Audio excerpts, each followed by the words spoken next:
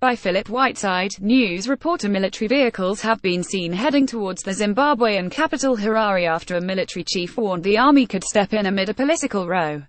On Monday, the head of the armed forces, General Constantino Chiwenga, demanded an end to a purge in the ruling ZANU-PF party after the sacking of the country's vice president Emmerson Mnangagwa. General Chiwenga said his forces may intervene if the removal from influential positions of key figures in Zimbabwe's 1970s liberation wars goes on. Image. General Constantino Chiwenga, head of the armed forces in Zimbabwe, called for an end to the purge. Mr. Mnangagwa, 75, a veteran of the liberation wars, had been viewed as a probable successor to 93-year-old Robert Mugabe before the president fired him on 6 November. His sacking appeared to pave the way for Mr. Mugabe's 52-year-old wife Grace to succeed him.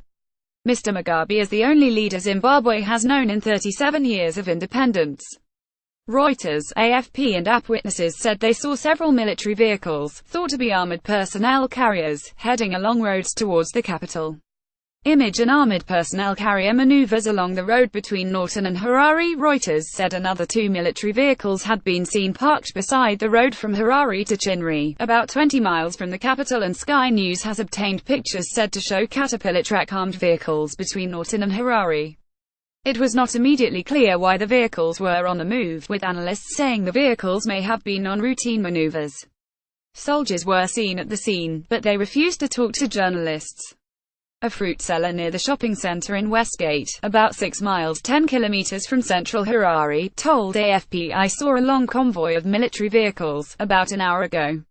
I don't know where they were heading." Image. Part of what has been described as a convoy of vehicles near Harare on Monday, General Chiwenga said, "We must remind those behind the current treacherous shenanigans that, when it comes to matters of protecting our revolution, the military will not hesitate to step in.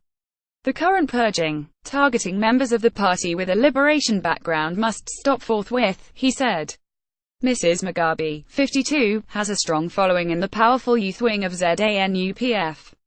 Image. More military vehicles seen on the outskirts of Harare. Her rise has been seen as a challenge to the dominance of the independence-era war veterans, who previously held privileged positions in the ruling party under Mr. Mugabe.